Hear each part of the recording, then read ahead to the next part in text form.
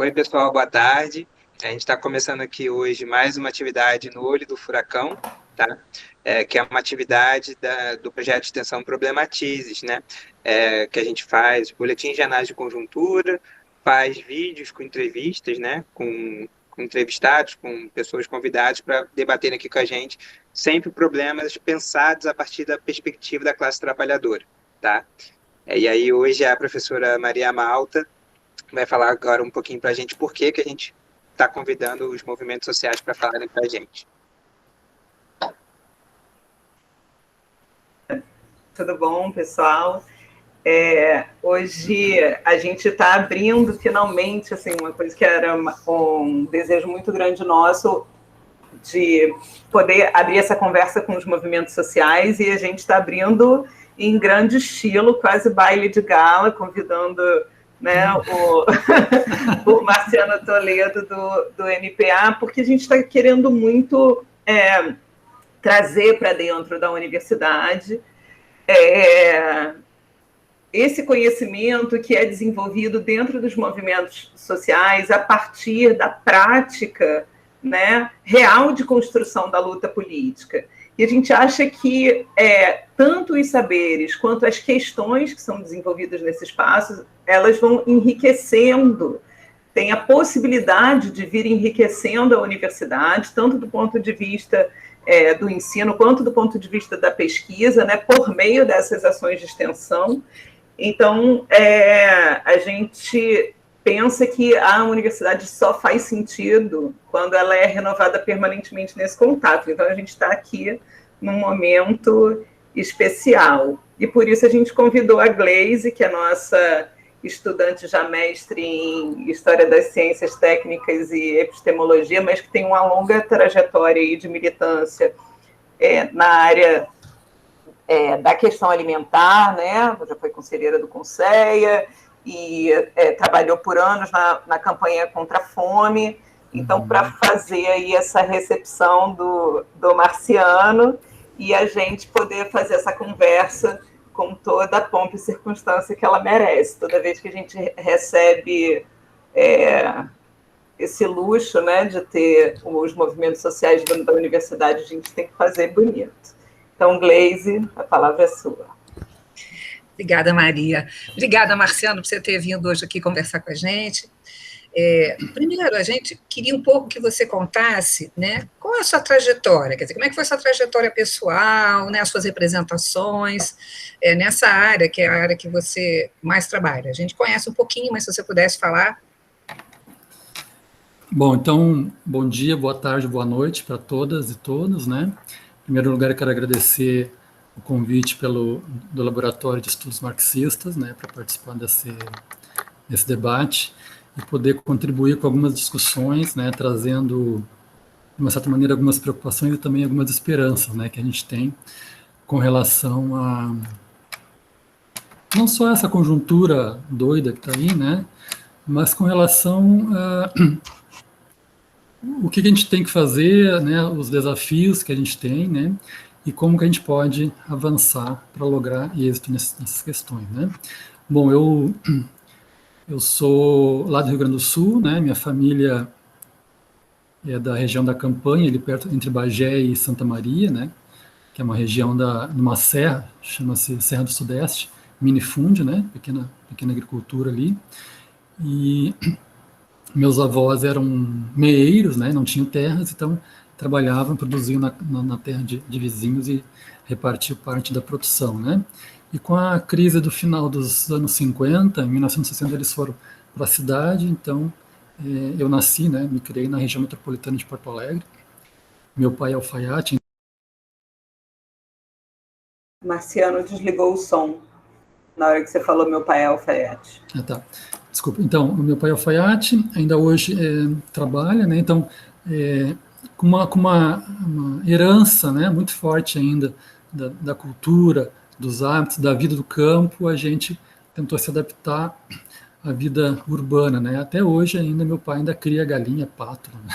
Nos fundos lá na nossa areazinha lá na cidade, né? Então, e eu tive a oportunidade, né, o primeiro da família em estudar numa universidade pública, tenho outros parentes que fizeram universidade, muito custo em escolas privadas, né? E eu optei por fazer o curso de engenharia agronômica na Federal lá em Porto Alegre, né?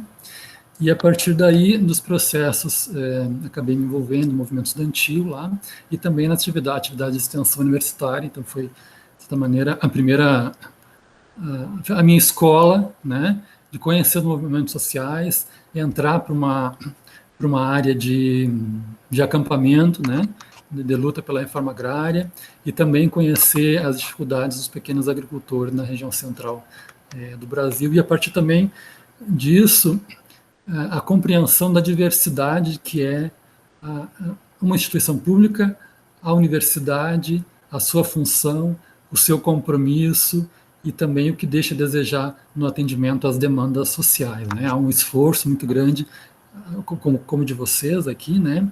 Mas ainda há muitos aspectos burocráticos e políticos que impedem o exercício efetivo da função social da universidade, né? Desse trabalho, do desenvolvimento técnico-científico, né?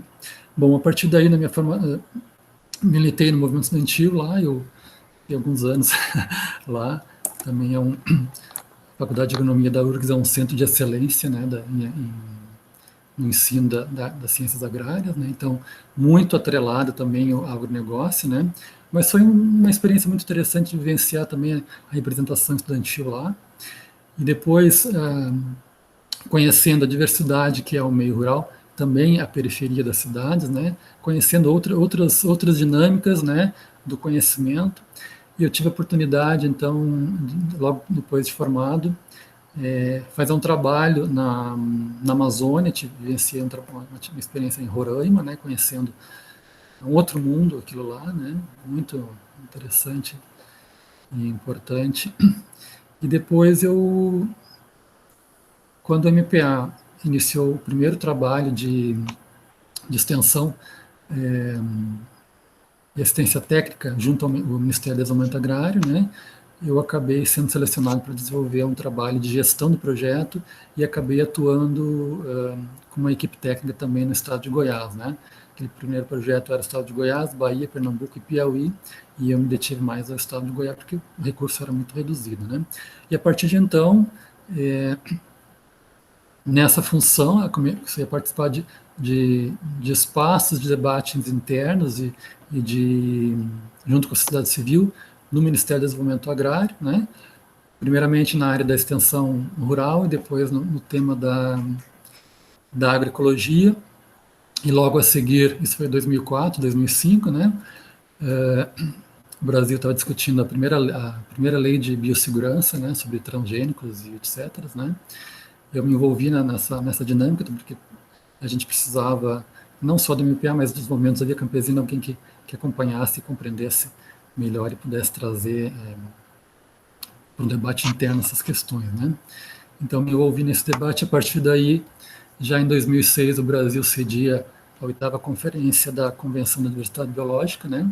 E a partir dessa trajetória, né? A participação em diferentes debates, junto com outros processos de articulação, né?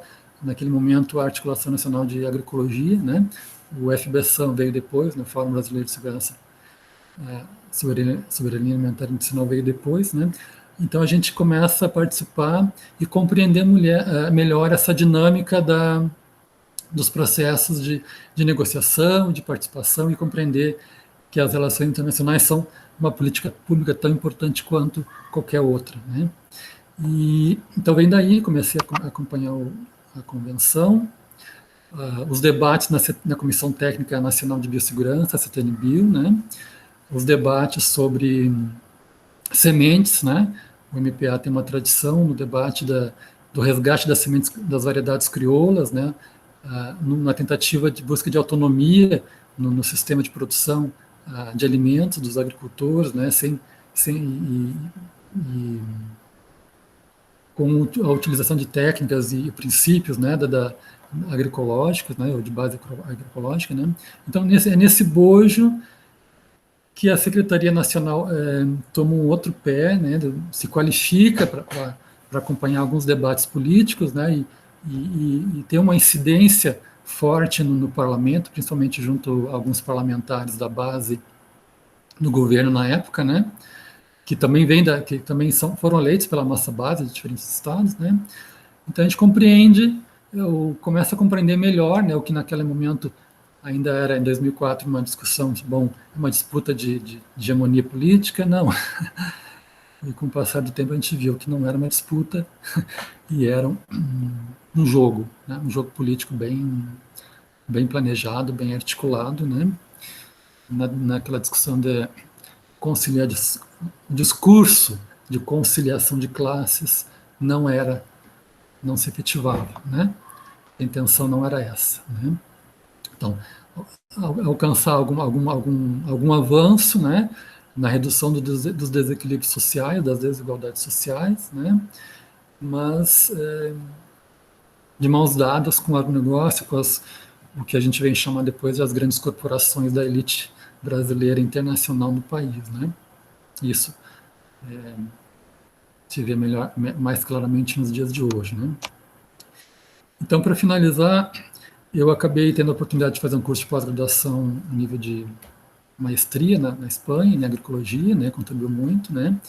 E venho contribuindo internamente no movimento dos processos de formação, de auxílio, nessa discussão de temas mais técnicos, né?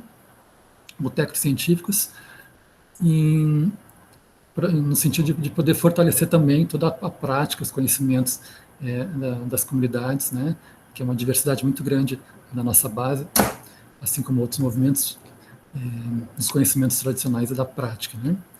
E isso caminhou conjuntamente com um plano de trabalho, estratégia do movimento, que foi a construção do que a gente chamou Plano Camponês por Soberania Alimentar e Poder Popular, né, que visava primeiro conhecer quem era o campesinato no Brasil e depois como é que foi tratado pela sociedade ao longo da história, né? E como é que se cria, se planeja estratégias de ação junto com organizações, outros movimentos parceiros, né? Outros segmentos da sociedade civil, e que culminou no nosso congresso que foi realizado em 2015 em São Paulo, no ABC Paulista, que teve o slogan Aliança Soberania Alimentar, uma aliança camponesa e operária, né? Ou seja, não se pode ir para a luta sozinho, né? Se faz um esforço, mas a gente tem que trazer junto os companheiros de toda a luta política urbana junto, né? Então é um processo de articulação que a gente vem fazendo ao longo do tempo, e eu venho auxiliando nesse sentido, né? E desde 2011, então, depois da COP, lá, 2008 no Brasil, eu venho acompanhando o Tratado da FAO sobre recursos fitogenéticos para alimentação e agricultura, né? Um espaço bem específico da organização da FAO, com relação, então, a direitos dos agricultores, né? E a partir daí me incorporei, né, a uma delegação da Via Campesina Internacional, uma plataforma que congrega outros processos, outras organizações globais, como pastores, né, pastoralistas de animais, movimento indígena, movimento de mulheres indígenas, né, e outros setores da agricultura familiar, enfim, que aí essa plataforma se chama Comitê Internacional de Planejamento por Soberania Alimentar, e ela tem uma incidência diretamente nos espaços de Roma, né, que é hoje a FAO e o FIDA, de certa maneira, mas também no mecanismo da sociedade civil, que congrega outros setores da sociedade civil no Comitê Mundial de Segurança Alimentar, né. Eu não tenho atuação diretamente nesses dois espaços, mas a gente atua como suporte, né. E, felizmente, depois de mais de 4 anos, né, 3 homens, né, num processo de articulação, né, um europeu e 2 latino-americanos, sendo um descendente de povo indígena maia, né, na América Central, a gente conseguiu passar por um processo de formação, e hoje nós temos companheiros do Mali, da Austrália, da Europa também, mas também de outros países da América Latina, coordenando essa discussão nesse nível, né? Então foi bem interessante, importante o processo de formação que a gente precisou executar, né? Mas é claro que ainda resta um desafio, que é ainda traduzir esses temas numa linguagem mais acessível, as lideranças que estão lá no campo ainda, né? E fazer essa tradução no sentido do que ocorre ao nível local, né? Ou seja, todo enfrentamento com as mineradoras, com o agronegócio, com os fazendeiros, né? A perseguição política e, enfim, o genocídio que ocorre, né? O assassinato de lideranças mundo afora, né? E aqui no Brasil a gente tem a parceria não só o MPA, né? Com os outros movimentos da campesina, mas também com os demais movimentos sociais, do qual a gente, desde 2012, criou o chamado Grupo Unitário dos Movimentos do Campo, das Águas da Floresta, né? Então, eu, finalizando essa parte, tentando dar meio que uma parada, né? Ou num processo de desapego, né?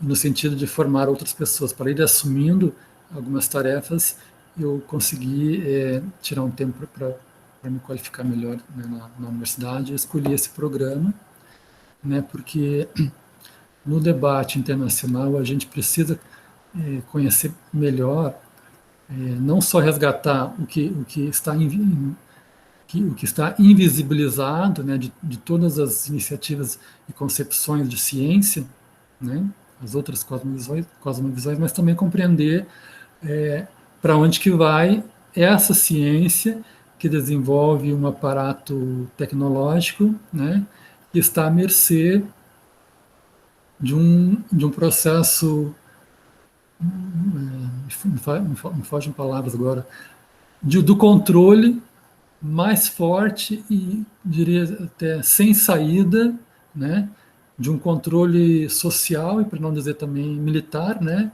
do homem sobre o homem. E não simplesmente um homem, né, humano a um outro humano, mas uma máquina, né, ou as relações humanas mediadas por máquinas, né.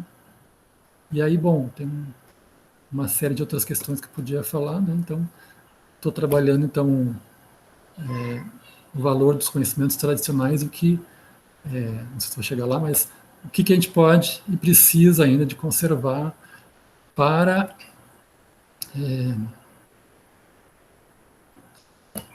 bom, aí tem muitas palavras que pode utilizar, né, mas para usar na luta, né? O que vem por aí parece não ser boa coisa e parece que o que a gente precisa, a gente está deixando ser exterminado, né? Inclusive as diferentes identidades, né? Então, venho trabalhando nessa perspectiva, né? Junto com a minha organização, né? De modo que a gente possa trabalhar essas questões e fazer as reflexões necessárias, né? Aí paro por aqui. Acho que me alonguei bastante. Tá bom, Marcelo. Poxa, você deu uma noção, assim, uma dimensão política muito importante, né, de todo esse trabalho, né, que você vem fazendo ao longo desse tempo todo. Eu já conhecia, né, o Marcelo há algum tempo, nós somos companheiros no Conselho, conhecia mais ou menos esse trabalho do MPA e essa trajetória, mas não com tanto detalhe. Bacana, obrigada, Marcelo. Uma coisa que a gente queria saber né, existe... A gente no começo estava falando, né, que todo esse trabalho que a gente tem feito no Lema é sempre da perspectiva da classe trabalhadora, ou seja, uma perspectiva do que a gente faz, do que a gente consegue articular em torno disso, né? Então, você falou todo esse papel do MPA na conquista da soberania alimentar, a gente entende a importância do conceito de soberania, né, o quanto ele é amplo, da segurança alimentar também. E o papel do MPA, né, que tem sido nessa construção, você falou aí do plano. Mas, em especial, a gente gostaria de saber, assim, nessa época que a gente está vivendo, né, tão difícil, em tempos tão sombrios aí com a pandemia, qual tem sido o papel do MPA? Quer dizer, ele está mais ativo, promoveu? Como é que foi que vocês lidaram com isso agora, pensando nesses dois conceitos da soberania e da segurança alimentar? Bom, pensando num país mega diverso, né? E não só da biodiversidade, mas também numa mega diversidade de identidades, né? E eu digo sempre que o homem é fruto da relação com o ambiente, né? Em cada lugar há uma vocação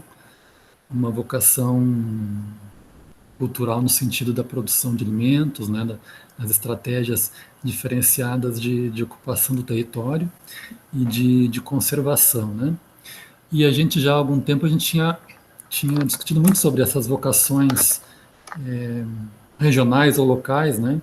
No sentido de que a gente precisaria investir, né? Por exemplo, não investir numa criação de frango no meio da Amazônia, mas aproveitar toda aquela biodiversidade que tem ali, né?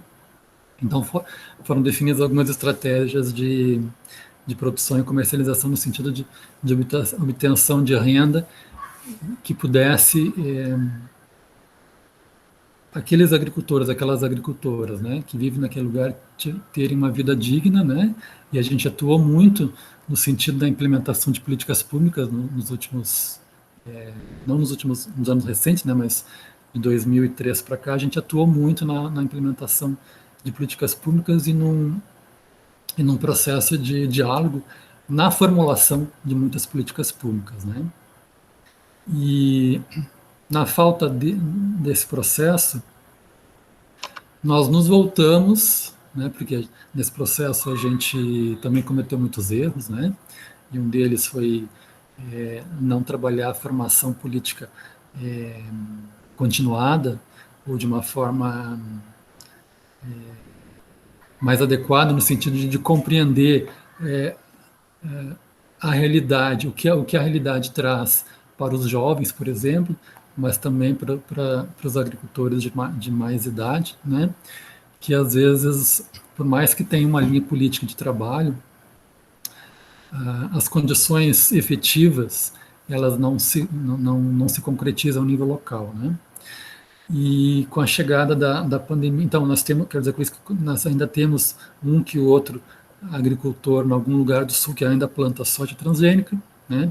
Ou que ainda planta utilizando um ou outro produto químico, né, dentro do sistema, né? Mas temos muitos que, por exemplo, deixaram de plantar tabaco, né, que usavam muito veneno, e produzem batata, produzem frutas, hortaliças dentro de um sistema agroflorestal também, né?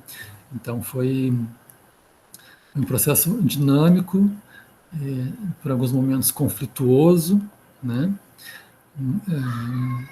Que também enfrentamos questões domésticas, né? A gente não, até uma certa época a gente brigava muito pelo acesso ao seguro agrícola, né?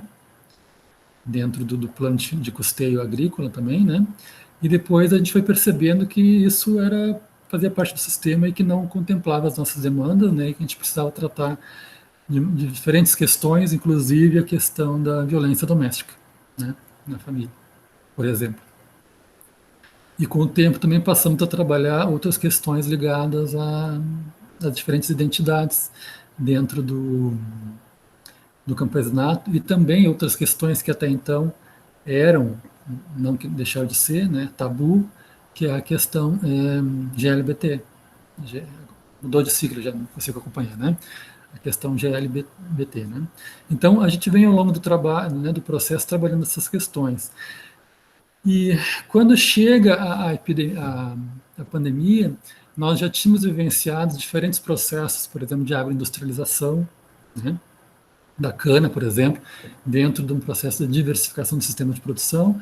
Cada agricultor tinha, sei lá, meio hectare, um hectare de cana, né, junto com vários outros, podiam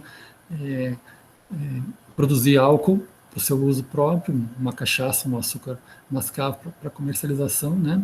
E também ter o adubo para as outras culturas, né? O esterco da vaca, do leite para adubação, enfim, uma série de outras questões, né? Mas também agroindustrializar a mandioca, nós mesmos fazer a secagem, a torrefação do café, nós produzimos café no Espírito Santo e na Bahia, né? E assim sucessivamente. E vivenciamos uma experiência muito, muito importante, chegamos a ter 50 produtos na nossa lista de produtos no PAA, lá no Rio Grande do Sul, né? Deu um trabalho tremendo, foi muito papel, né? Enfim, quase fomos presos, no sentido da burocracia não estar adaptada às diferentes realidades do campo, né, e das organizações, né? E, então, chegando a pandemia, a gente já tinha iniciado a experiência aqui do Raiz, do Brasil, né? muito diferente essa perspectiva, porque numa capital, né, a nossa base não está nas capitais, né, nós vamos nas grandes cidades comercializar nossos produtos, né, e aqui trabalhando uma relação mais próxima com outros movimentos urbanos, né, da periferia, mas também de outros movimentos de classe média, digamos assim, né, sob uma outra ótica também mais próximo da arte, do meio artístico, né, como também uma estratégia de aproximação e levar não só a nossa demanda, mas a nossa mensagem, né, da Aliança Camponesa e Operária. Então, num estabelecimento, vou citar aqui o caso do Raízes, né, mas que também deu seguimento em outros espaços, onde a gente comercializava nas feiras, né, Feira Livre, e passamos a fazer também a entrega a domicílio de cestas de produtos, né, de acordo com os processos de relações locais, com outras organizações, né, com a rede Ecovida, por exemplo, no Sul, ou com outras redes de produtos processados ou semi-processados de base agroecológica, né. E a gente viu, bom, se a gente vinha aqui, por exemplo, num processo que já não estava valendo a pena economicamente, né, ou seja, não é que estivéssemos no vermelho, mas a condução do processo do estabelecimento aqui, digamos assim, já não era mais novidade, né? Então, numa linha de trabalho, de fornecer toda uma gastronomia, um espaço para as pessoas virem comer e algo diferente, com outros sabores, conhecer as plantas, né? A batata roxa, por exemplo, ninguém conhecia, né? Outras iguarias, entre aspas, né, do meio urbano, mas que são tradicionais no meio rural, né?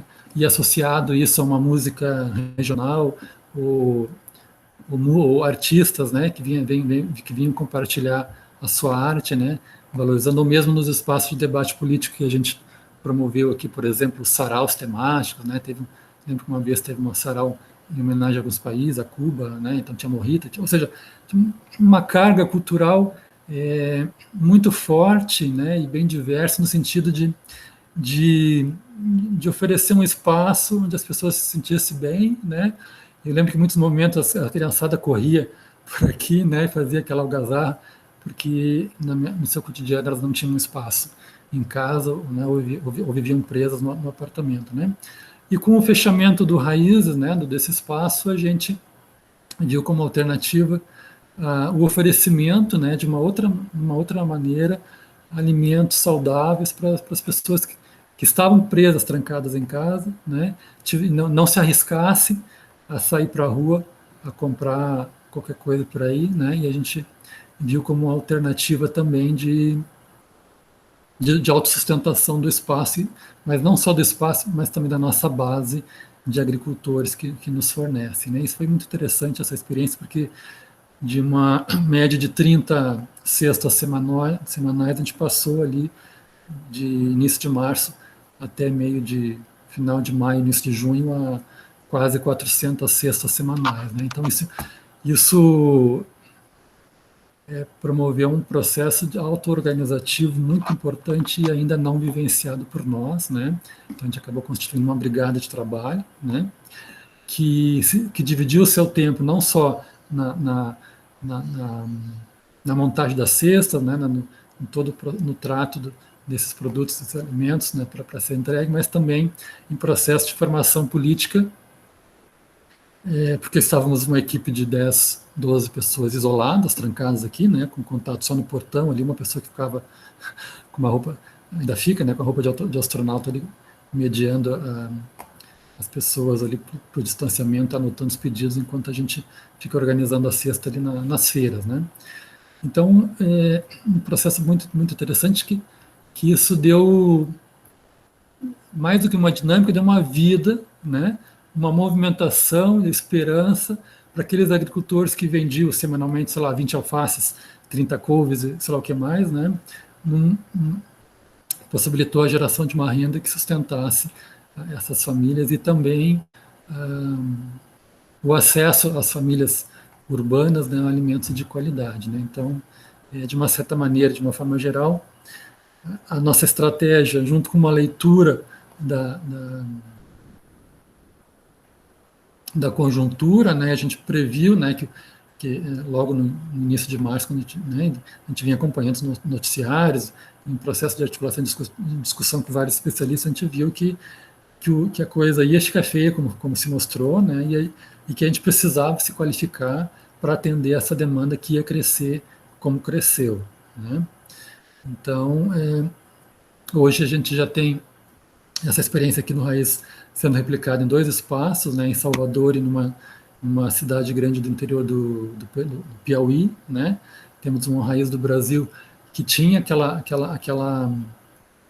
ideia, né, de uma linha mais cultural, como ponto de encontro, né, enfim, né, que pela pandemia também está se traduzindo que a demanda, inclusive mais para a autossustentação, tem que ser a comercialização dos produtos, né?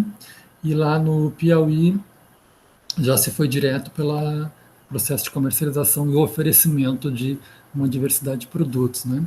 Isso se repete de uma forma geral, mas com as especificidades locais, né? No interior do Pernambuco, no interior de Rondônia, no interior do Rio Grande do Sul, né?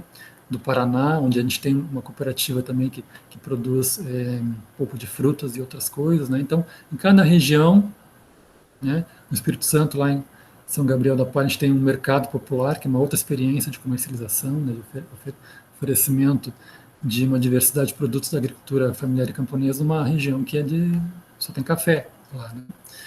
Então, a nossa proposta é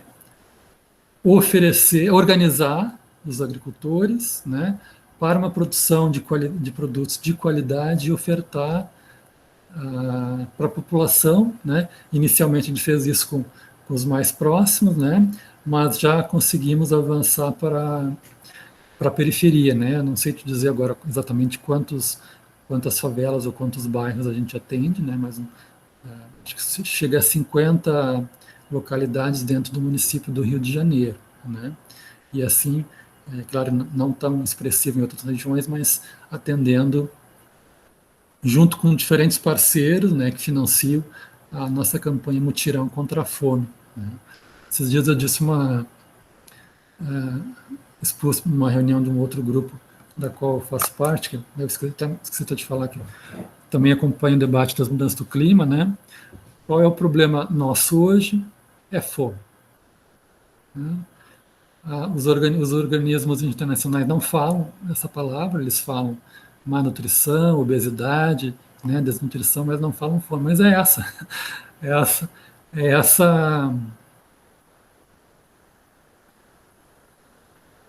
situação calamitosa, né, que estamos vivenciando e vamos vivenciar porque na inexistência de políticas públicas e os cortes orçamentários e a negligência dos governantes, é isso que nós vamos ter: mais fome, mais mortes, né? Bom, eu não sei se respondi a tua pergunta, mas de uma certa maneira é isso, né? Marciano, respondeu sim, muito obrigado. É um prazer ter você aqui com a gente, né? Um representante da MPA aqui falando com a gente. E, Marciano, assim, recentemente, a Maria Malta e a Gleice trabalharam um texto do João Stedley, numa disciplina, né, de Economia e Desenvolvimento, lá no Instituto de Economia, e elas trouxeram para o debate interno aqui do Lema, do laboratório, e ficou a seguinte questão que eu queria fazer para você, né? Nesse texto aparece como as empresas transnacionais, né, têm muita influência sobre os estados, né? As empresas transnacionais que você chamou de grandes corporações das elites, né, no começo da sua fala, elas têm muita influência dentro dos estados e das organizações multilaterais de negociação, né? Aí eu queria ouvir de você, né, um articulador, um representante do Brasil nesses espaços, qual a sua visão sobre essa atuação das grandes corporações nesses espaços? Você pode desenvolver isso um pouco para a gente, por favor? Sim, é bem complexa essa questão, e eu vou começar pela visão que nós temos de Estado. O que é o Estado? Estado nacional, né? É um território é um governo, é um povo, é uma nação, o que é? É um pouco de cada coisa, mas ela é uma ideia, principalmente. Né? Uma ideia elaborada por um segmento da sociedade e foi posta, ou imposta, melhor dizendo, para o restante da sociedade. Né? Então, a ideia de um Estado, às vezes, paternalista, né? Que o Estado tem que funcionar, então por isso eu sou obrigado, né? Ou seja, eu tenho alguns direitos lá, mais ou menos, né? Mas eu tenho alguns deveres, e o principal dele é pagar impostos. Né? Então, essa ideia de Estado é uma furada, né? Melhor dizendo, porque ele não nos serve mais. Talvez lá em 1889, naquela conjuntura, era alternativa, né? Não quero dizer que não ouviu outras alternativas, mas foi do grupo hegemônico que se constituiu e prevalece até hoje. Né? E o que não é Estado é a sociedade civil. Então, a gente, teoricamente, estaria no mesmo barco. Né? Empresário, assentado na reforma agrária, representante indígena de qualquer povo aí, agricultores, cidadão comum que está passando ali na rua agora. Né? Mas não somos iguais. Né? E as políticas são pensadas, primeiro, desde um local, que é o urbano,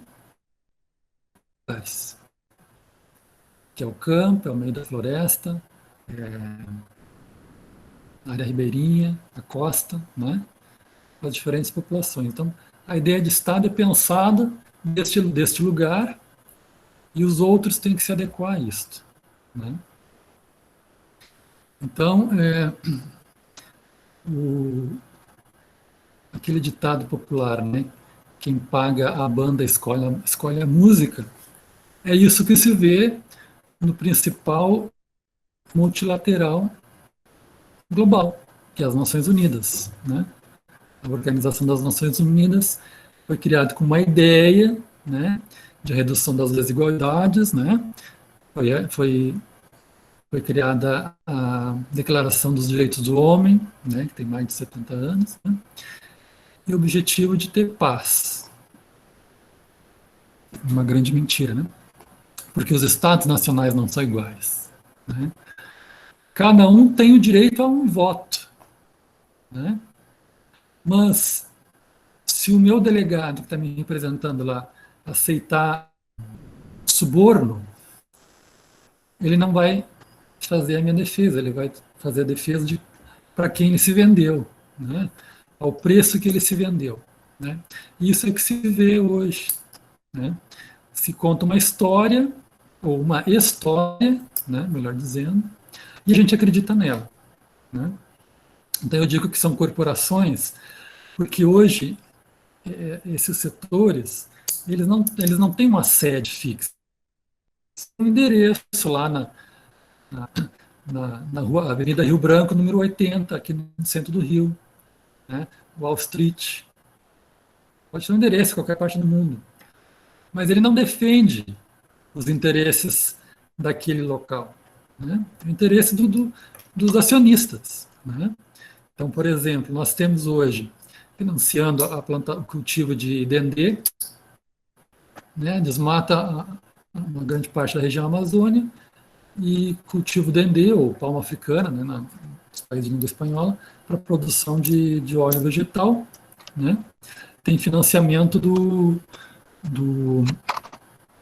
fundo de pensão de professores da Universidade de Harvard, por exemplo. Né? Ou áreas de mineração, empresas, não, por exemplo, pesquisas de energia eólica, né, financiadas pelos os sheiks da Arábia Saudita, né, os donos do petróleo. Né? Então, esses fluxos de investimentos, eles são transferidos todos os dias de um setor para o outro, para aquele setor que estiver dando mais lucro. Né? Eu lembro que em 2008, um colega nosso, diplomata do Ministério das está sofrendo uma grande crise, não tem feijão, porque os produtores de feijão do Brasil Central foram plantar soja porque estava valendo mais no mercado internacional, né? Então nós tivemos que buscar feijão, veio feijão da China, depois aqui, ainda que sejam grandes, né? No sul, não conseguiu vender por um preço que custeasse o custo da safra, né? Então, são grandes corporações. Quem tem direito à voz e voto são os Estados nacionais membros, né? Depois podem falar nos espaços de discussão, de diálogo, os estados que não são membros e as organizações sociais, o setor privado, outras agências internacionais podem falar, e é dado alguns minutos de fala, né? Então, por exemplo, quando eu falo em nome de cerca de 600 organizações e mais de 200 milhões de pessoas, né, que vivem no campo. Isso é uma responsabilidade muito grande, porque precisa ser levada a mensagem, precisa ser dada a voz, né? E a maioria das vezes ela é negada, ela é bloqueada, ela é subvertida, né? E são essas organizações, as corporações que estão lá, né? Também influenciando, fazendo lobby, né? Eu lembro de um caso da Bolívia, por exemplo, quando da uma conferência popular em Cochabamba, né? Que as organizações e movimentos sociais tomaram a definição e o governo boliviano tomou a definição do clima e a Bolívia ficou isolada, né? E relatos posteriores foram que houve represália. Então, por exemplo, a ajuda humanitária econômica de uma organização do país europeu foi negada porque o governo assumiu a posição da sociedade civil, né? E as decisões são tomadas por consenso, né? Então, ainda que seja consensual a demanda social, é completamente contraditória aos demais interesses, defendidos inclusive pelo nosso próprio governo, independente. Né? Então, presenciei muitos casos nesse sentido. Né? Eu lembro que uma vez eu fiquei até uma hora e meia da madrugada numa reunião da CDB lá na FAO, cujo tema era liberação de árvores transgênicas, né, para pesquisa. E a posição brasileira não era boa, né, mas o diplomata redigiu, me consultou, né, eu li que era mais ou menos, consultou uma representante da indústria de celulose, ela também achou que estava ruim, mas já que não dava para ser melhor para eles, que fosse aquela, né. Enfim, ou seja, só para citar um exemplo de como se dão as coisas nesses espaços. Então, é uma situação bem complexa, né? Não é todo dia que se consegue algum recurso para ir nesses lugares, né? E participar de uma reunião desse tipo, né? Pagar hotel, ficar na casa de alguém, pagar passagem, né? Se a gente faz o acompanhamento de um tema, a reunião uma hora em Bali, na Indonésia, outra hora em Ruanda, né? Outra hora no país do Oriente Médio, outra hora novamente na Europa, ou lá na Argentina, né? Então, é bem complexo esse processo, porque não é só ter o passaporte em mãos, é ter o conhecimento, é ter tido condições para ler os documentos oficiais, é ter tido as condições de fazer as consultas necessárias às organizações para poder levar a mensagem e a posição para poder negociar lá, né? E fazer a pressão para os delegados dos governos, que são quem vão votar e efetivamente decidir as coisas. Né? Então, não sei se respondi a pergunta, mas uma ideia que a gente acredita, mas é que ela não é real. Né?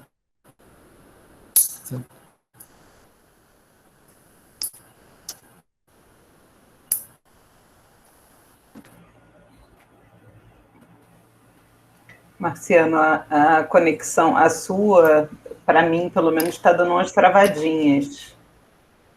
Não sei como é que está para todo mundo. Também está assim? É que às vezes há uma estabilidade aqui, talvez eu tenha que mudar de uma sala. Tá, não, mas por enquanto a gente consegue te ouvir bem. Bem, tá. Júlia. Marciano, bom te ouvir mais uma vez, né? Só que agora dos temas que você é especialista, né? Nem sempre a gente teve essa pauta, né? Foram outras pautas. É sempre bom revê-los vocês todas. Sim. Bem, estou te ouvindo e anotando também muitas coisas importantes que você está nos falando aqui, né? A pergunta é um desdobramento dessa, né, do Jaime, no sentido de entender um pouco como é que é essa tua responsabilidade, né, que eu sabia que era grande, mas quando você falou aqui 600 organizações, né, que representam aí centenas de milhões de pessoas, né, muita responsabilidade, né, para às vezes chegar um texto e você ter que dar um aval, né, aquilo vai se tornar um documento formal internacional, né? Esse lugar, com certeza, não deve ser fácil, né? Então, a pergunta vai um pouco nesse sentido, de tentar entender como é que a sua atuação ali, como é que, junto com essas outras pessoas, né, que também vêm de outros movimentos internacionais, de outras instituições, né? Como é que você vê essa atuação lá, né? Se às vezes é mais para uma denúncia, né? Você falou no início, né, que não é disputa, muitas vezes é jogo mesmo, né? Então, como é que você se sente nesse lugar, né? E atrelando aí um outro ponto que você, nas nossas conversas lá na representação, né, do HCTA, você sempre trouxe, né, que as últimas pautas têm sido dessa incidência muito forte da tecnologia nessas transformações, né? Então, como é que você avalia isso, né? Essa tua atuação junto com quem está chegando com a agricultura tradicional, com a agricultura que tem as suas tecnologias, né? Mas infelizmente nesses lugares o que se coloca é outra coisa, né? Queria que você falasse um pouco para a gente sobre esses dilemas aí. Bom, eu diria que essa questão ela é muito nova, né? A participação social ela é muito nova, ela é muito recente, né? Então,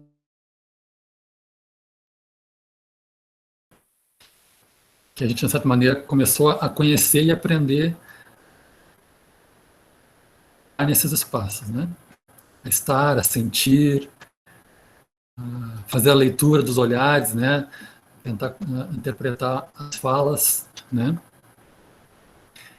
Isso é bem... Então, assim, também compreender o que está escrito, né? Naqueles textos normais. Eu tenho uma dificuldade que eu não falo, não leio inglês, né? Mas às vezes eu vou lá no tradutor e leio algumas coisas. Ou a gente tem parceiros, companheiros que fazem e a tradução às vezes para a gente, às vezes não dá tempo, né, para fazer isso, né? Mas a gente vai, e quando vai, a gente vai sempre tendo em mente que as pessoas ficaram lá, né? E elas estão lá onde sempre estiverem. Eu disse isso para um candidato certa vez, antes dele ser da República, né? Fez uma discussão e ele disse: nós precisamos de vocês, da força, dos movimentos sociais, queremos saber o que vocês estão pensando. E eu disse: a gente sempre esteve lá, onde sempre estivemos, né? Então, quando eu vou, eu penso, eu lembro, tentando pensar no que as pessoas estão vivendo, né? Os obstáculos e os desafios que estão enfrentando, e o que eu minimamente contribuir para que em algum momento no futuro alguém possa ser beneficiado com uma decisão política menos ruim, né? Não significa que não se tomam decisões boas, né?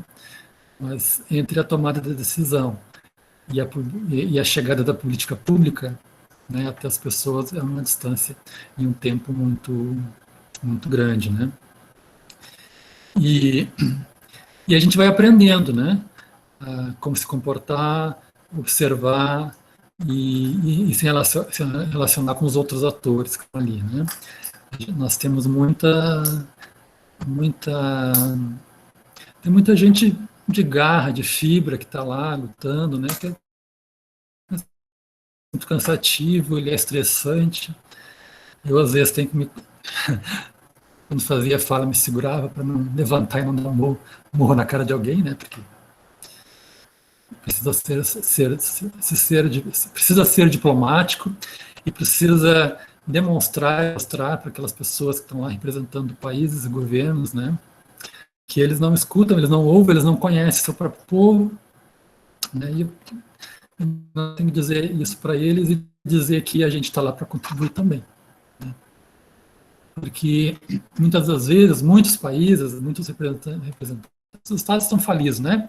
Então, o estado falido, ele vai vender, ele vai negociar com os recursos naturais que ele tem, né? Isso já, né? Então, as relações diplomáticas internacionais, elas viram efetivamente um balcão de negócios, né? E é isso hoje, né? Quem paga mais leva. Se há alguma mobilização social, demora mais, né, ou eles não levam, então eles são obrigados a modificar a estratégia, e nós também modificamos a nossa estratégia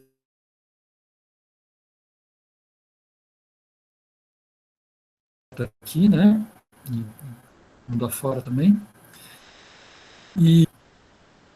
Mas é isso, é um processo de aprendizado contínuo, né, tem que estar sempre recordando que precisa ser respeitadas as posições contrárias, as posições convergentes, né? Que a gente precisa primar onde há as convergências e ir trabalhando as divergências para poder compreender o porquê, né? Isso é feito nos nossos espaços internos, nos espaços com os nossos parceiros e também nos espaços com os outros agentes da sociedade. O difícil é animar as pessoas, outras pessoas, para também irem assumindo essas tarefas, né? Porque é tão confortável estar aqui numa sala climatizada, não estar lá no sol, né? Enfim, né? Eu estou usando uma metáfora nesse sentido, né? Que a comodidade ela é confortável, né? Então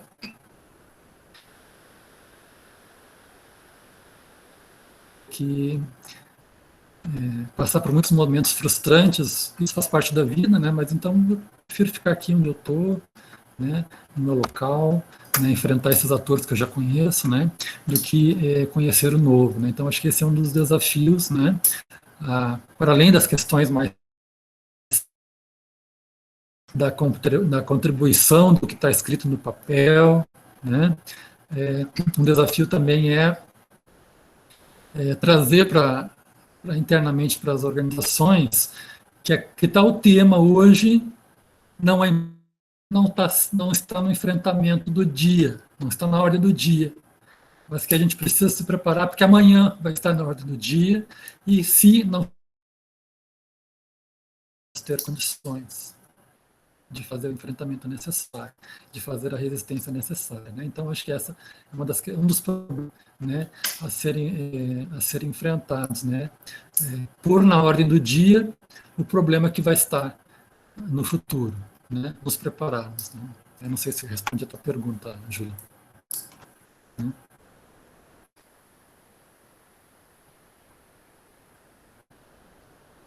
Respondeu sim, obrigada. Obrigado. Wilson. Opa! Olá, Marciano, tudo bom? Bem, vamos lá. Também saúdo a sua presença aqui, está sendo muito interessante, que a gente está aprendendo, que a gente está com o seu testemunho. Bem, para continuar um pouco na toada do que a Júlia colocou, assim, as novas tecnologias têm sido muito valorizadas na produção agrícola desde a Revolução Verde. Certo. Como você enxerga essa evolução hoje em dia, levando em consideração o acesso dos agricultores familiares a elas? Bom,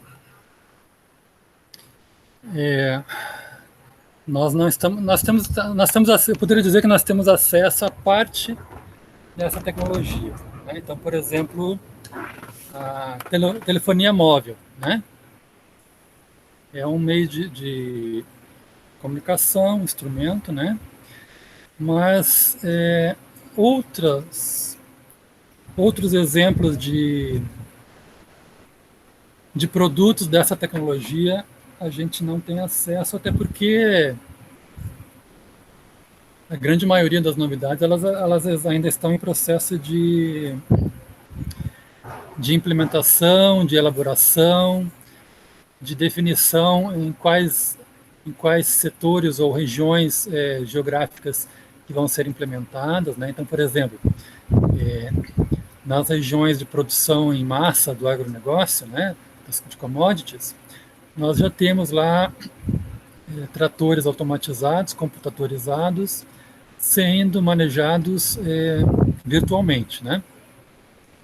Temos uma série de equipamentos, ao uso de instrumentos que permitem a previsão meteorológica com uma antecedência cada vez mais maior, né? Com tempo de trabalho, de uso da informação muito importante. Mas isso ainda está restrito aos setores de elite, né? De produção, de desenvolvimento da produção agroindustrial, propriamente dita, né? Então, mas nós temos acesso a outras tecnologias, né? Utilizando a telefonia móvel, por exemplo, aplicativos, né? Diferentes aplicativos de entretenimento, aplicativos que podem auxiliar em processos de compras ou processo de comercialização dos nossos produtos, né?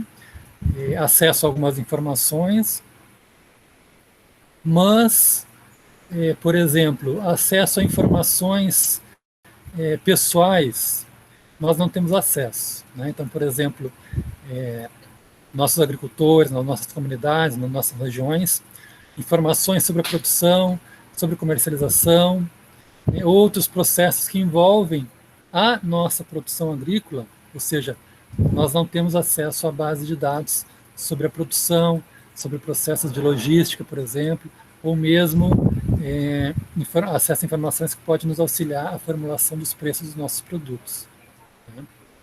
Então, eu diria que a questão hoje ela está mais voltada para o viés do controle efetivo e corporativo de toda a tecnologia que está sendo desenvolvida para a produção agrícola, né? Eu lembro de uma pequena vinheta de uma organização, de uma corporação de logística chamada Alibaba, né? Que é chinesa, se não me engano, ou tem capital chinês. Bom, por que não tem capital chinês envolvido hoje, né? Era uma vinheta assim, era jovens, um jaleco branco, dentro de um laboratório, e eles estavam colocando chips na orelha dos leitões, né, porcos, suínos, né?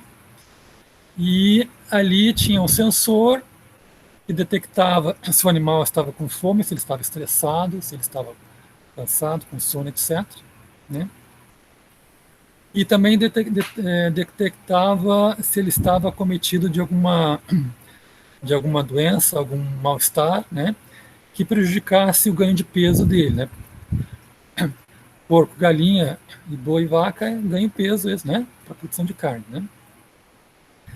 E era interessante que a mensagem era: olha, nós vamos trabalhar com os jovens é que vão levar a tecnologia para o campo, né? Então vão fazer o uso desse desenvolvimento e desse aparato tecnológico, né, máquinas, equipamentos, etc. Ou seja, vamos dar emprego para os jovens, e eles vão transformar, mudar o sistema de produção da agricultura familiar, da pequena produção familiar, né? Mas a tecnologia em si, propriamente dita, a patente, né? Quem detém a patente são as corporações, né? Então, o perigo hoje não é simplesmente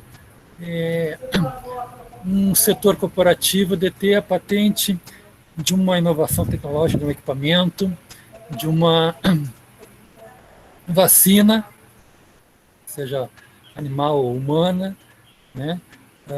Mas esse processo convergir, né? Essa é a linha, né, que está sendo levada hoje, né, para um controle efetivo da patente, não mais da informação genética, por exemplo, que é a minha área, né, das plantas, dos animais, né, usado na alimentação e na agricultura, mas da informação digital oriunda da informação genética, né, ou seja, a informação genética transformada numa informação digital, um código binário lá, ou outra linguagem, né, que eu até desconheço, né, passível, então, de ser apropriado e expropriado, porque poderia dizer que é um bem comum, né, não passível de apropriação privada, né, mas o caminho que está sendo levado é esse, né, corporações com a possibilidade do patenteamento não só de processos, né, mas também da informação digital, que ela pode utilizando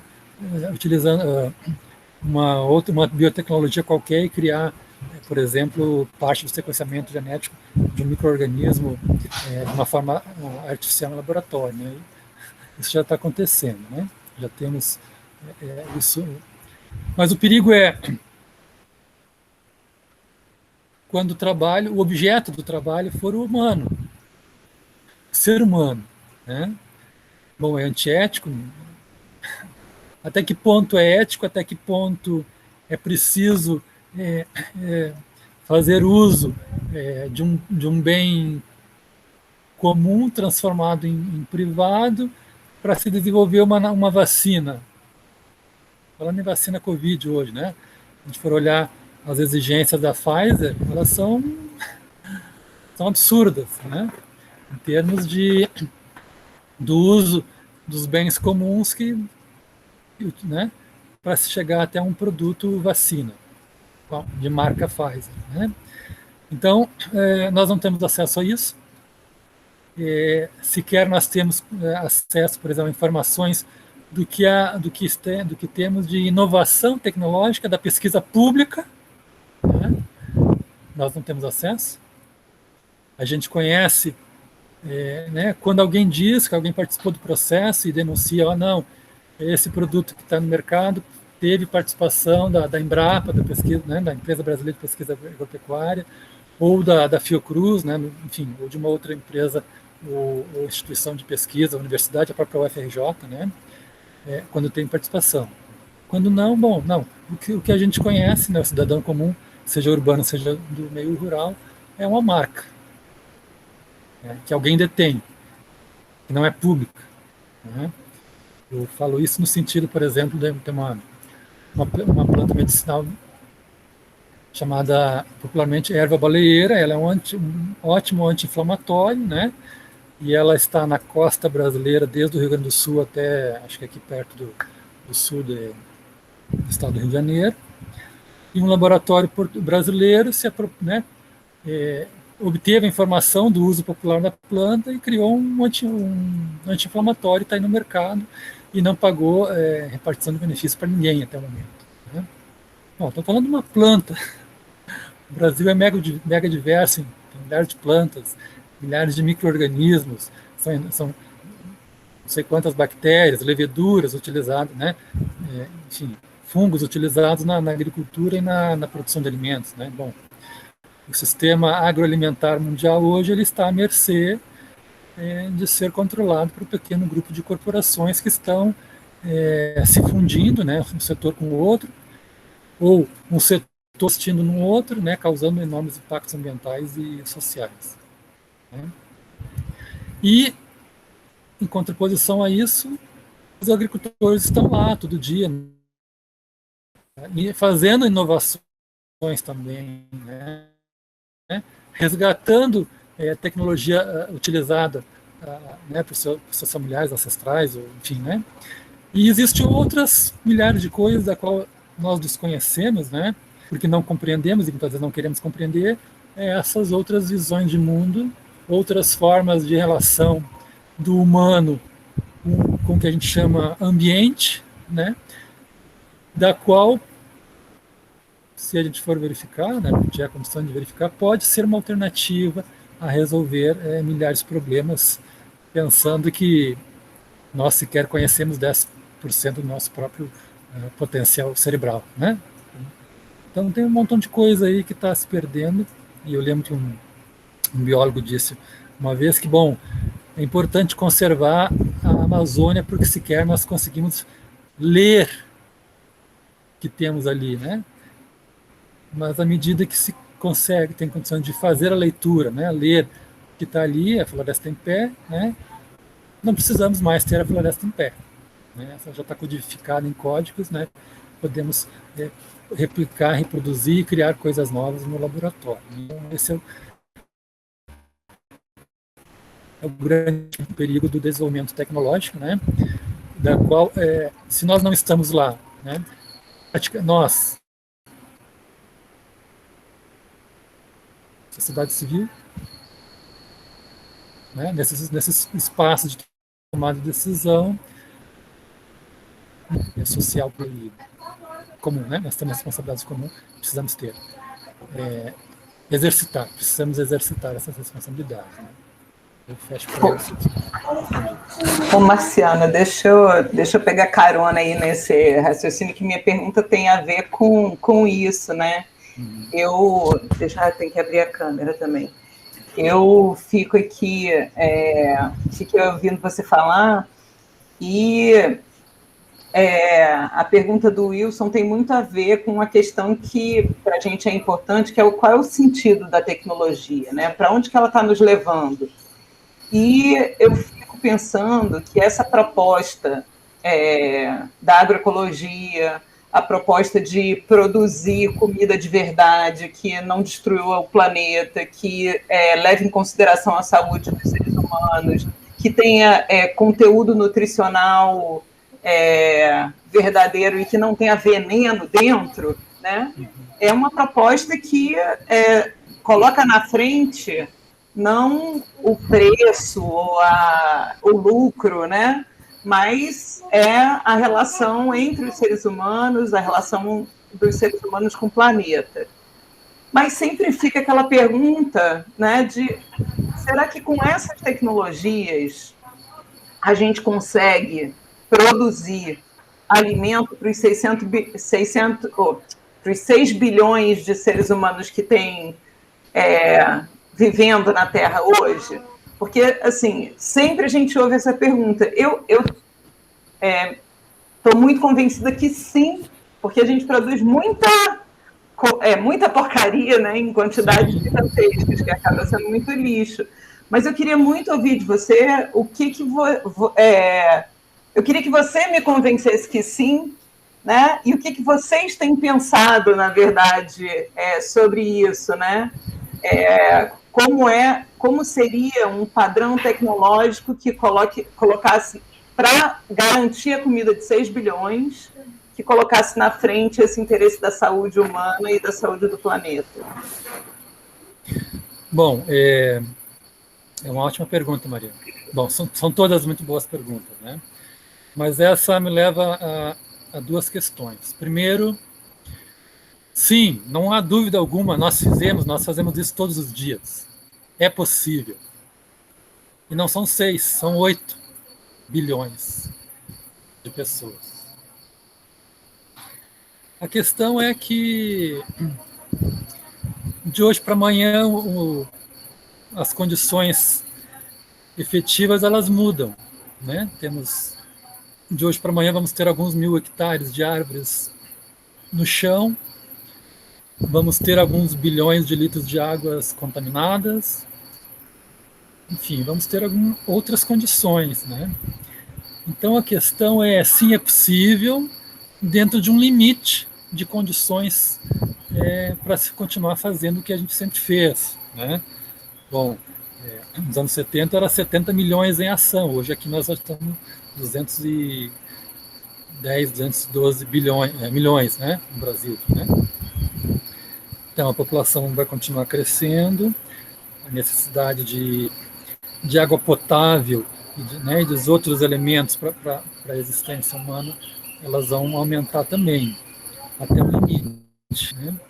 Então, eu acho que a questão é, sim, nós podemos fazer com as práticas agrícolas, agroecológicas, com as práticas ancestrais indígenas, seja ela de que for, né?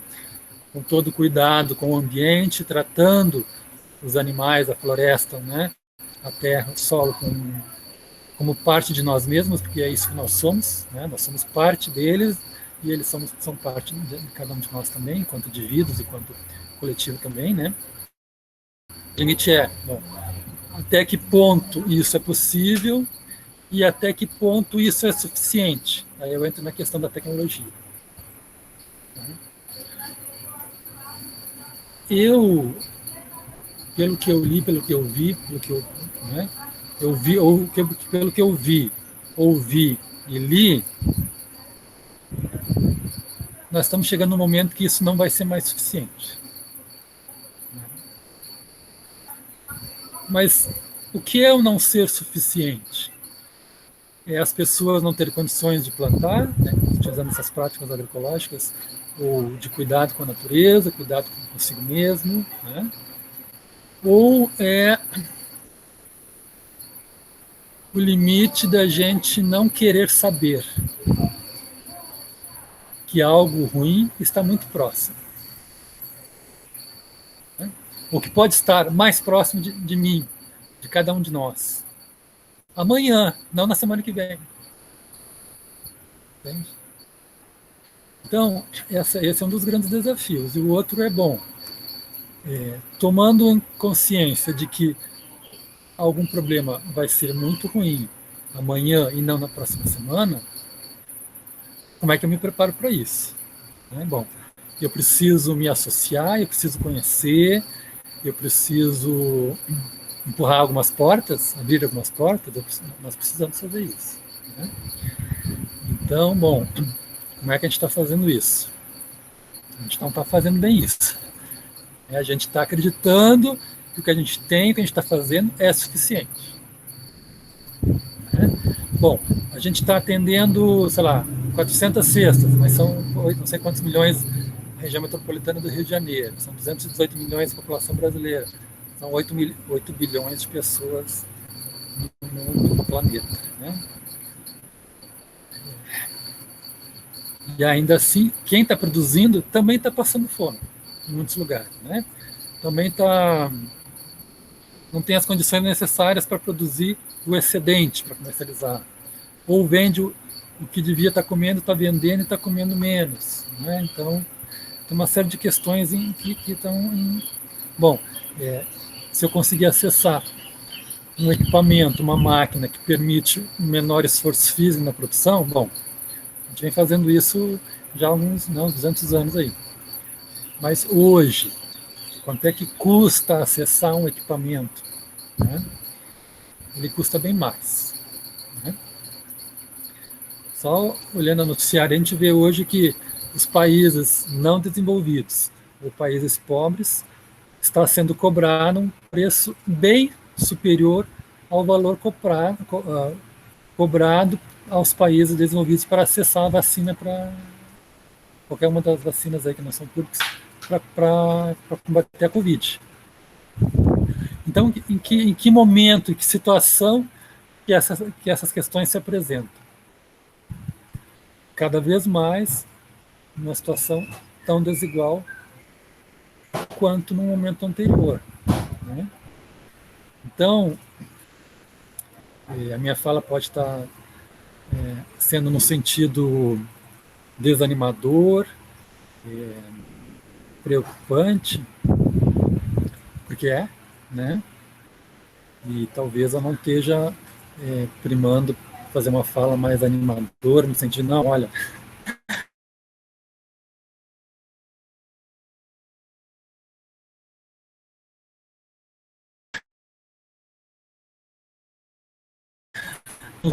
passou o sinal vermelho. Comprou algum produto qualquer ali, que não é produzido na família, que tem o T. né, que tem um produto que contém transgênico. Mas lá, também, como é que eu trabalho, como é que eu animo meus jovens, meus filhos, meus sobrinhos, os filhos da minha vizinha, do meu vizinho, a continuar na terra, né, produzindo, com as condições que não são tão, né, não requerem tanto um esforço físico, mas que requerem, né, e os jovens querem cada vez mais, uma renovação de todo o aparato tecnológico que está à disposição dele, mas não está fisicamente disponível porque o preço não está acessível. Ou, quando está acessível, esse produto ele se traduz numa outra forma de controle em termos de vigilância das pessoas, né? A gente teve agora recentemente, alguns dias atrás, muitos dados pessoais dos cidadãos que vazaram nas redes aí, né? Então, muitas corporações conseguiram captar e se apropriar de dados pessoais de milhões de pessoas aí dos sistemas públicos de informação no Brasil, né? Então, são muitas questões que não me permite, Maria, dizer hoje, estou contente e feliz, porque o que nós estamos fazendo é importante, nós vamos seguir fazendo, né, mas não é suficiente. Eu vejo que não é suficiente, né, e meu desafio pessoal hoje é trazer à tona para os debates internos, para os nossos parceiros, dizer, precisamos nos ater a isso e pensar melhor como é que a gente se comporta e faz as intervenções políticas necessárias para se não conseguir controlar agora, que é impossível, né, mas tentar, sei lá, amenizar, jogar um pouco para mais para frente, até que a gente consiga compreender bem como é que se dá os processos, né, esses fluxos de informações que hora chega fragmentado, hora não chega, né, enfim, é uma série de questões que a gente precisa sentar e planejar como é que a gente vai começar a pensar um enfrentamento que não é de curto prazo e não é de médio prazo, é de longo prazo, né? Então, no período da pandemia, a gente caiu na real, né, que há muitas brechas, né, há muitas possibilidades de diálogo, os diálogos que não foram feitos ainda, né, e a gente só está conseguindo fazer o diálogo porque nós temos algo nas mãos para oferecer, e isso é a comida, mas não só a comida, né, a gente oferece também a mão para caminhar junto, né. Eu lembro que no início da pandemia, sei lá, 2 anos atrás tinha aquele slogan, né, ninguém solta a mão de ninguém, e hoje ele é mais necessário daqueles momentos de conjunturais momentâneos, né. Então, para o futuro, a gente precisa, assim, se conhecer melhor, né, e ver quais são os pontos de convergência e poder trabalhar junto e buscar mais pessoas para essa luta, né. Então, eu diria assim que a massa trabalhadora hoje ela está anestesiada, né, tentando responder uma pergunta anterior, né. Ela está no urbano, ela está na periferia, ela está no centro, ela está no campo, ela está na beira do rio, né, ela está no meio da floresta, ela está anestesiada, né. Ainda que haja muitos processos de resistência, de persistência, né, em ficar vivo, né, em resistir à doença, em resistir aos assassinatos, né. Então, eu poderia dizer assim, a gente está fazendo, a gente não está parado. Muitas coisas acontecendo, tem muitas pessoas se conhecendo, há diferentes processos de aproximação, de reaproximação, né? E há um leque muito grande de possibilidades, né? A gente precisa fazer, como dizia um velho professor meu da veterinária, né? E a gente precisa ajustar a lente dos óculos e ver as coisas com olhos de quem quer ver as coisas que estão na nossa frente, né? Então, assim, eu pessoalmente acredito muito, mas o alerta que eu faço é que a gente ainda tem tempo para fazer o que precisa ser feito, mas esse tempo ele não é grande. Não é lá em 2050 que a gente vai se mexer para fazer as coisas, se mexer hoje. Então, a mudança de atitude é hoje. Né? É uma conversa aqui, né? E aí como é que se faz isso com as pessoas? Não é com uma pedra na mão, não é trazendo feridas não cicatrizadas, né? É tentando acolher para ser acolhido. Eu acho que um dos desafios hoje é esse, né? Manter a lucidez e pensar que eu não sou mais nem menos que ninguém, né? Aí tentando encaminhar para uma mensagem final, né? Uma mensagem mais final que, bom, eu estou aqui, eu estou vivo, eu quero que os outros também estejam comigo, que a gente possa caminhar junto essa caminhada que tem pela frente. Né? Não sei se respondi tudo. Eu não sei como é que se faz isso. Marciano, a gente queria ainda te fazer 2 perguntinhas. Você acha que você vai poder ficar mais um pouquinho com a gente? Posso. Ah, então tá bom. Lúcia. Estou entrando aqui. Oi, Marciano, prazer ver você, gente. Sou muito fã desse menino. Eu adorei esse cenário que você colocou essas bandeiras atrás. Melhor cenário para você fazer live. Faça isso, ficou lindo.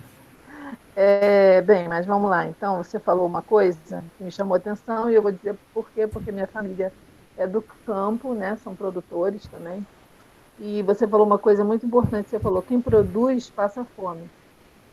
E porque produz, não produz excedente suficiente e tem que vender o que produz. E isso está acontecendo realmente.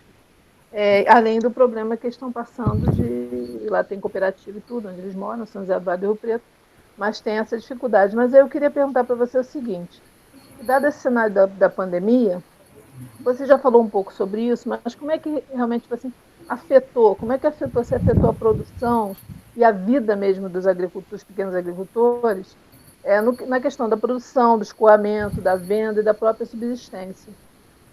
Porque o que eu tenho visto aqui na Serra é que tem problema de escoamento, de transporte.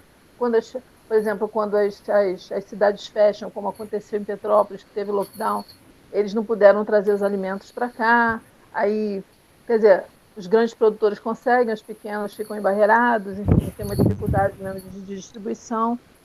E também uma outra pergunta que para meio que dando caminhando para o fechamento, né, que a gente está falando, que assim, dado isso, como é que os outros movimentos e iniciativas, ou seja, não só sindicatos, associações, no meu caso eu tenho um ponto de leitura, tem outras iniciativas culturais, como é que a gente pode ser parceiro aí nessa luta, né, dos pequenos agricultores, nessa lida, né, no que se refere à segurança e soberania alimentar, que no final das contas tem a ver com todos nós, numa luta só do campo, né? Uma luta só dos pequenos agricultores, nós somos todos nós vivos, que queremos continuar vivos, né? E que é um tema também que acaba envolvendo a questão da terra, a questão da tecnologia, né? Do debate sobre a tecnologia, o que é a tecnologia, do combate à questão do veneno que está na mesa e também da própria fome, que você colocou aqui uma coisa que eu achei muito interessante, falou assim, o problema, né, a nossa calamidade, a fome. E que a gente pode fazer? Eu fico aqui, eu sou sempre a Maria conhece a pessoa que pergunta, e aí o que a gente faz? E eu fico me coçando aqui, estimulada pela sua fala, fico espantada, né, com a força dessa luta que você diz que como você mesmo explicou, a dimensão do que é. Eu sabia o que você fazia, mas toda vez que você fala, eu me espanto com a dimensão disso. Mas a pergunta é como nós, movimentos, iniciativas, enfim, podemos somar nessa luta? O que a gente pode somar nisso? Se é que podemos. Bom, com certeza que podemos. Né? Bom, na primeira parte, foi um baque muito grande, né? Porque a maioria dos agricultores, das agricultoras, não enfatizei o papel das mulheres, né, ainda hoje. A maioria das agricultoras e dos agricultores, né, elas ainda estão dependentes de processos de comercialização externa, né, são dependentes de um agente social da comunidade ou do bairro, da cidade, que é o atravessador que compra ali a preço de banana produtos, né. E poucos, ou alguns, né, fazem feiras, ou seja, têm as condições materiais e físicas para fazer, para escoar a produção, para comercializar uma cooperativa, ou são membros associados, né, numa associação cooperados, etc. Né? E no início isso deu um baque muito grande, porque o atravessador não veio, ou quando veio, pagou um preço mais baixo ainda, né? Então a renda das famílias ela se reduziu drasticamente, né? Não fizeram pedidos, né? Então aquele planejamento que os agricultores tinham, né? Bom, próximo mês seria tanto, mas aí não tem pedidos, então não vou poder, né? Plantava 100, vou plantar 50, vou plantar 10 só. Então, no início, esse foi um baque econômico muito forte para a maioria dos agricultores, né? Mas no momento da crise que a gente se renova também, né? O momento da crise ele é uma oportunidade não só para as grandes corporações, é uma oportunidade para nós também, né? Então houve muitas ideias novas, né? De tentar contornar os problemas, né? Muitas vezes as pessoas se juntavam, né? Alguém tinha um carro, então juntava a produção e ia levar num local que pudesse distribuir, comercializar, né? Claro que isso não foi de uma hora para outra, foi e continua sendo sempre um processo, né? E houve um resgate, né? Diferentes processos de resgate, né? Daquelas estruturas associativas ou de cooperativas, né? Que tinham uma pouca produção ou produziam, comercializavam um baixo volume e passaram a aumentar esse volume, encontraram novos mercados para os seus produtos, né? Então isso, de uma forma geral, isso tudo aconteceu. Mas claro que o mercado consumidor ele se reduziu, né, nesse tempo aí, né? Foram milhares de desempregados, milhares de pessoas que tinham seu subemprego e acabaram perdendo, né? Então essa crise ela se alastrou por toda a periferia, né? Então foi uma crise que também atingiu muitos dos nossos agricultores, nossas agricultoras, né? Ou seja, tinha um público e de uma hora para outra acabaram não tendo, né? Porque, ou seja, houve diferentes fluxos, né? Houve processo de aumento de demanda, mas também logo a seguir redução de demanda, né? As pessoas tinham uma fonte de renda, tiveram que trocar, ou seja, ou trocar de produto, né, de produção agrícola e de comercialização, né? Passaram a semi-processar seus produtos também, né? Então se produziam frutas, passaram a produzir e comercializar geleias, enfim, outros alimentos que antes não tinham, não produziam, né? Então a família se envolveu muito nisso, né? Claro que essa questão da falta de renda de grande parte do mercado consumidor, ela não se resolve com isso, né? Então, ainda são pequenos nichos, né? Mas eu acredito que esses processos, bom, nós começamos aqui, nós somos exemplos também. Eu lembro que a própria UFRJ fez um estudo, acho que julho, agosto, setembro, acho que lançaram 4 informes, acho que foi a Rural do Rio que fez ali, Rural Federal do Rio, e de uma hora para outra, né, vendo o exemplo, surgiram vários processos organizativos, às vezes puxado por agricultores, às vezes puxado por consumidores urbanos, às vezes especificamente por grupo de mulheres desempregadas, né? Eu lembro que em Moldes Prazeres é um grupo de mães, né, que puxou, né, começaram a fazer máscaras, começaram a organizar ali os vizinhos próximos, né, ia buscar fazer uma compra coletiva, né, e aí se organizaram junto com o mutirão com a gente contra a fome, identificaram, né, famílias com uma pior situação alimentar, né, então, ou seja, os processos eles vão tomando pé, vão se organizando, a gente vai se conhecendo, as pessoas perdem o medo de ir buscar as alternativas, né? Então elas vão não é evoluindo o termo, mas elas vão buscando e se auto ajudando, né? Então isso está sendo visível hoje, né? E a segunda pergunta eu esqueci que você falou. Como a gente pode somar nessa luta? Sim. Então, eu acho difícil não encontrar alguém que não passou por um processo de estresse nesse período de pandemia, né? Alguns chegando a casos até mais graves, né? De ter algum membro familiar ou de amigos que teve que se internar, né? Ou precisou de uma ajuda médica profissional específica, né? Então, o que a gente viu, nós, né, o MPA, mas também outros movimentos sociais, o MST fez muito, o Movimento das Mulheres Camponesas fez também, vários sindicatos de trabalhadores rurais promoveram espaços, né, virtuais, claro, né, mas de resgate, não só da cultura, né, das tradições, mas também desse cuidado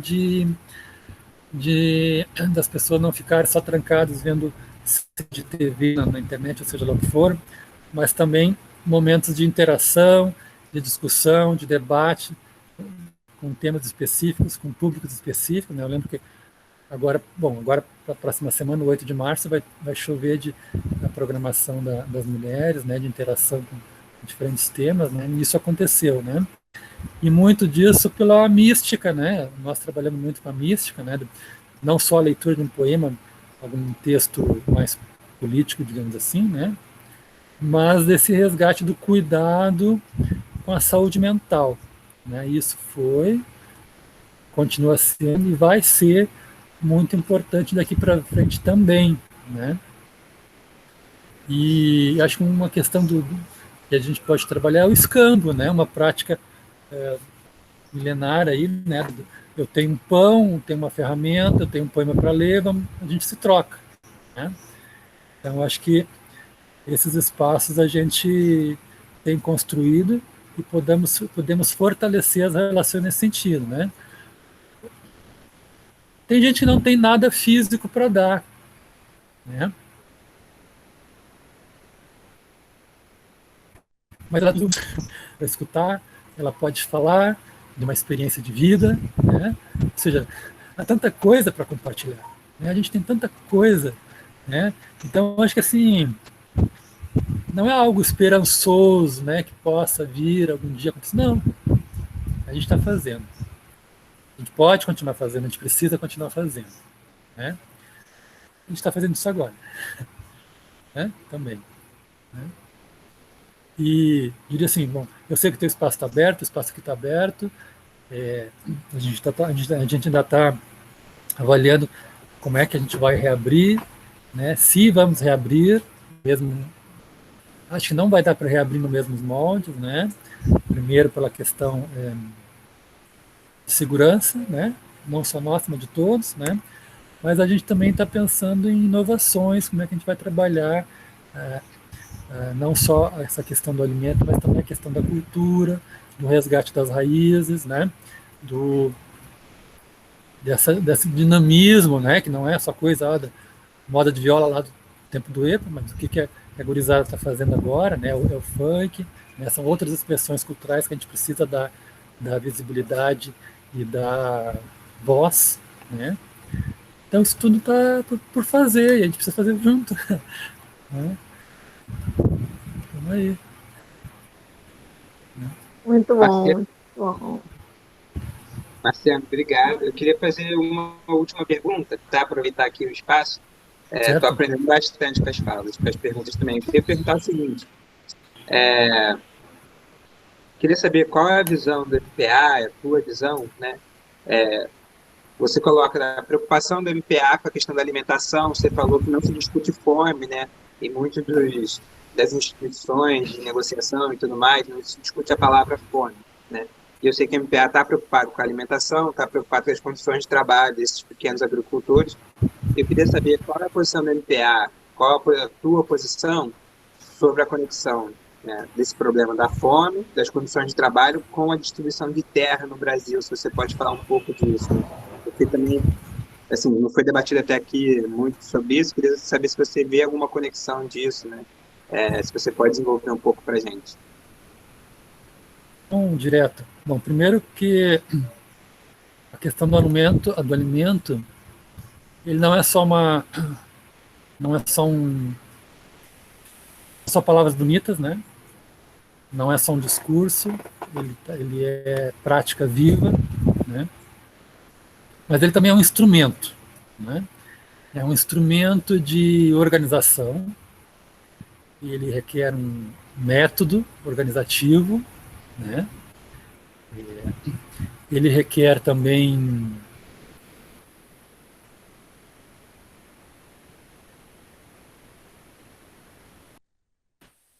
ele é um instrumento que está associado a outros instrumentos não só de uma busca, mas o exercício da autonomia, né?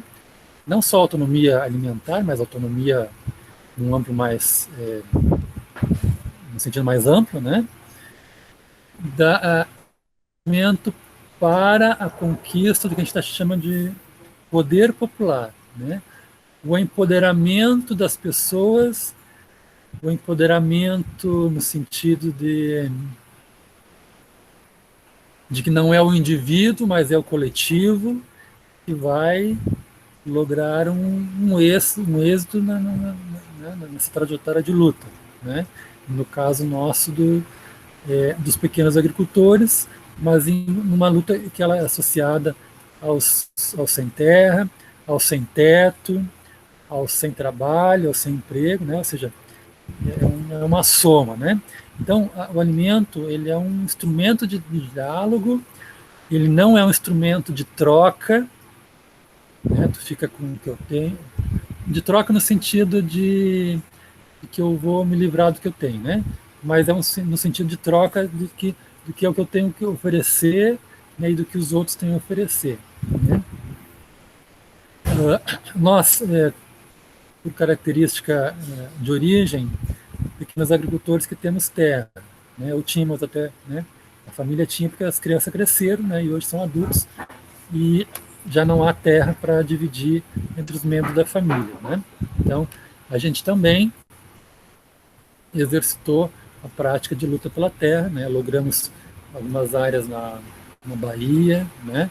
A nossa base em Rondônia, ela vem de um fruto da luta pela terra, né? Mas processo lá não de reforma agrária, mas de processo de colonização, de povoamento, né? Vocês estão me ouvindo?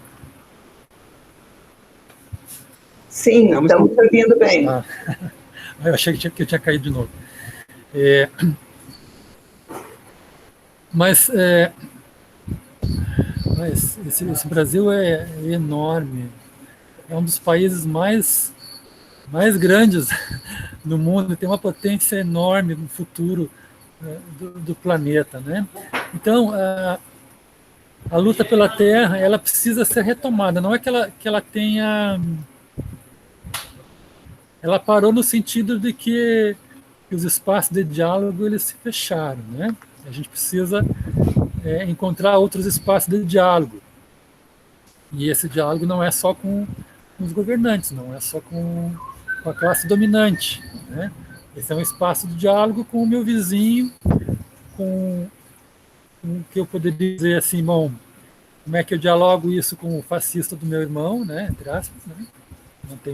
Pessoalmente não tenho irmãos fascistas, mas com esse elemento que está aqui no meu lado, que eu agora não quero conversar, não sei se quero, né, se consigo conversar, né? Então a gente precisa inovar nos métodos nas formas de diálogo e de aproximação e reaproximação, né? não é só a luta pela terra, é como é que a gente divide essa terra, que terra é essa, de quem era essa terra, né? Então envolve também um contexto histórico, né? Que essa terra não era só do fazendeiro, tinha gente antes aí, né? E o que eu vou fazer com ela, né? Dá para plantar, não dá para plantar, eu vou ter que arrendar para alguém que plante, que tenha as condições efetivas de plantar, né? Então é uma série de questões que precisam ser discutidas, trabalhadas, planejadas, né? Então o que eu vou fazer com isso e como é que eu faço e com quem que eu faço, né? Com qual intencionalidade, né? Isso envolve também um processo de formação que é necessário, né? Formação política, de planejamento, e que técnicas que eu vou utilizar, né, para essa produção, para os usos que eu vou fazer. Tem áreas que não são de plantio, né? Tem áreas que eu tenho que manter como preservação, né, mas preservar com gente dentro também, né? Lembrando aí a mudança da legislação que está, né, nessa semana, né, na liberação da... Como é o termo técnico, jurídico? Agora. Mas as áreas indígenas, áreas de Pará, né, foi aprovado essa semana,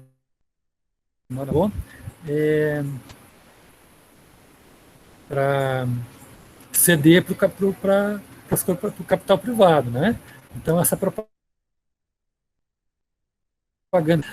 é o controle político público para o capital privado, né? Cidas primeiro, debatidas para ver como é que a gente trabalha e faz a resistência, né? Primeiro a resistência e depois avançando, né? Enquanto resiste, prepara para o avanço, né? Então acho que é isso. Já tinha mais especificamente algumas questões, né, que requerem um tempo mais apropriado. Oh, coisa boa te ouvir, Marciano. Obrigado por me ouvir. Marciano, eu queria só falar uma coisinha, depois vou passar para a Maria. Certo. É que eu estava ouvindo você falar aqui, né, e muitas palavras que você falou, né, que você deu muita ênfase, eu anotei, né? Certo. E você falou em cultura, você falou em tecnologia, você falou em ecologia, você falou bem comum, você falou espaços de diálogo. E isso tem sido, né, o que a gente tem feito aqui no Lema, né? Isso tem sido um espaço onde a gente tem discutido exatamente isso, a questão cultural, com a tecnologia, né, desenvolvimento. Então, quando você falou agora da importância, né, da gente estar junto, eu acho, desse compartilhamento, né, até além da troca, um compartilhar, né, tudo que a gente tem feito, vocês também. A gente quer, acho que aprofundar tudo isso. Nós temos um site, né, que está todo o conteúdo de todos esses debates que a gente faz sobre isso, que chama problematicas.org, eu vou te mandar depois pelo seu WhatsApp, e oferecer esse espaço para vocês também estarem com a gente, né, e escrevendo texto, porque lá tem texto, tem poesia, tem vídeo, tem podcast, né? Então, assim, todas as formas de comunicação onde a gente possa fazer essa resistência juntos, né? Construir essa luta compartilhando aí. E a gente tem muitas coisas muito parecidas, né? De tudo que você falou aqui hoje. Então, eu vou passar para a Maria, que vai finalizar, mas eu queria te agradecer imensamente, né? Você está aqui hoje com a gente, ter disponibilizado e ter tanta coisa bacana, a gente se orgulhar dos agricultores do MPA também. Obrigada, Marciano. Obrigado. Marciana,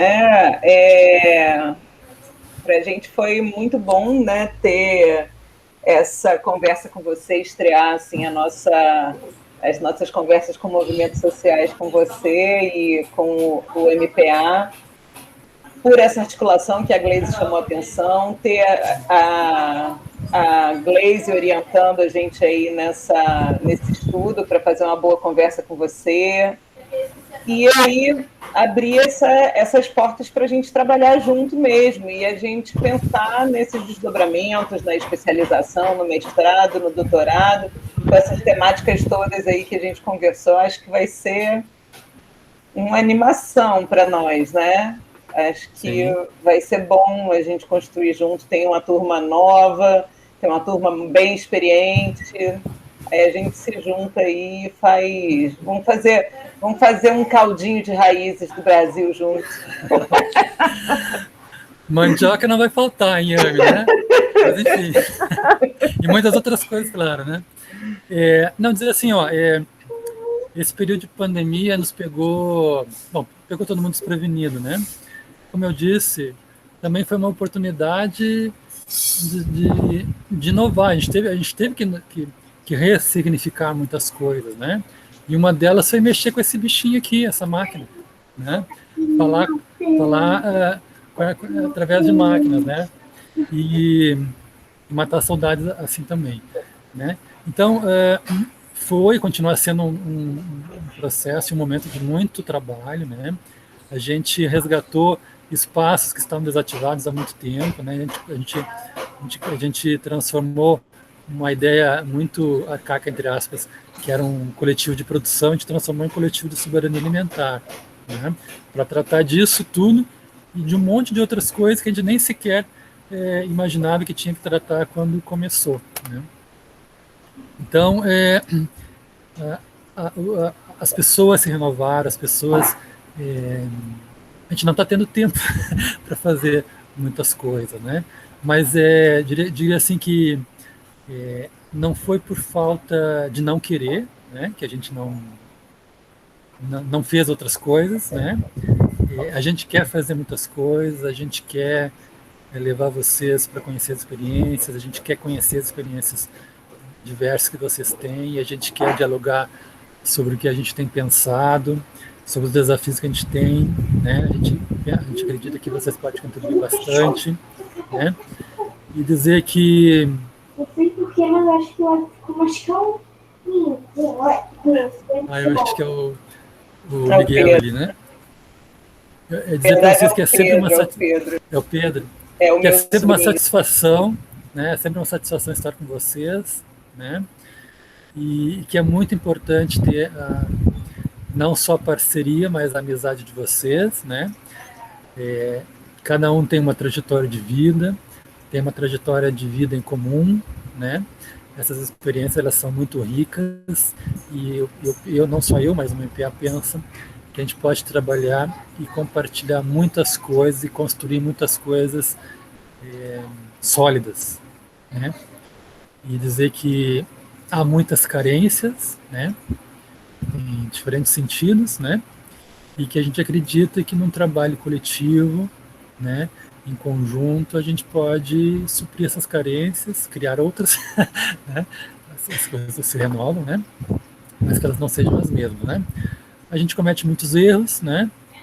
A ideia é que a gente não cometa os mesmos erros, mas que possam cometer novos erros e poder, em conjunto, solucioná-los, né? Então, eu quero agradecer a paciência, os ouvidos de vocês, né? De me escutar. Às vezes, eu acho que parece que é mais um desabafo, e às vezes né? Mas dizer que também é uma trajetória pessoal, mas é o fruto também das trocas que eu fiz, as trocas que a gente faz, né? E esse trabalho, ele tem uma caminhada, muita coisa pela frente aí, né? Que a gente possa trabalhar em conjunto muitas coisas, né? E é isso, estou muito contente de poder ter estado com vocês no dia de hoje. E rever essas caras, né, alegres, né? E a gente sabe que não é todo dia que a gente tem um motivo para sorrir, né? Às vezes a gente não tem motivo para levantar da cama, mas foi um bom dia e que a gente tenha muitos motivos para continuar sorrindo e fazer os dias acontecer. Bom, muito obrigado.